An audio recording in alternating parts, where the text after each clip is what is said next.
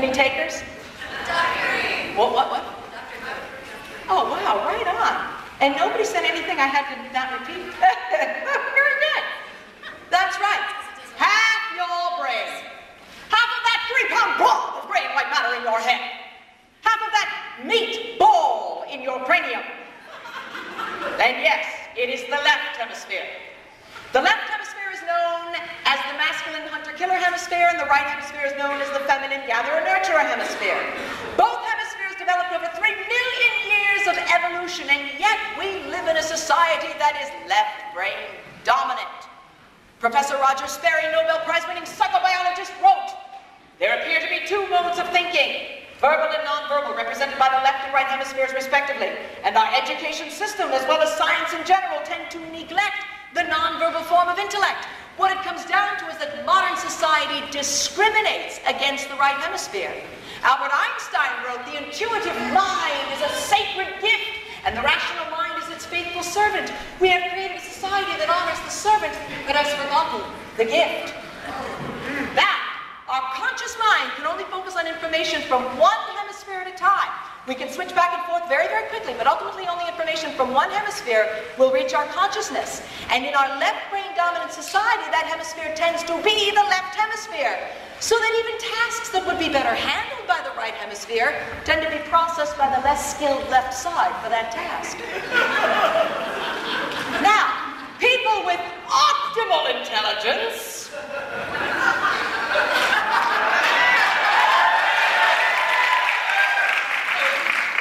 utilize both brains effectively. But most people do not reach their maximum potential, and they go through life without ever really knowing their other half. Now, experiments show that children write highly creative right brain before they enter school, but then they shift because of the skills our education system values. Then we grow, and we have to learn various means and methods to access our right brain intelligence. For example, the repetition of mantras and meditation to lull the left hemisphere into dozing off so that information from our right hemispheres can reach our consciousness. Or people rely on dreams as a guide to the rich information of their right hemispheres. Now, as the co-creators of a new paradigm, we do need to explore the terrain of the right hemisphere of the brain. And we'll do it by shaking up the mountains in our left hemisphere and by shaking up the hierarchical structures that we have built as a left-brain dominant society. So we will chart our expeditions, since we know that right-brain integrated cultures tend to venerate the feminine. We're going to chart this expedition with an exploration of the goddess archetype. Now, what is an archetype? We're drawing on psychology. An archetype is an inward image in the human psyche that exerts a powerful influence on the nature of an individual personality and in turn on the larger culture. And I'll say that again. An archetype is an inward image in the human psyche that exerts a powerful influence on the nature of an individual personality and in turn on the larger culture. So we will look at the archetype of the goddess to help us to get a glimpse of how our brains are organized. Now, I have no pictures to show you. I'll act them out.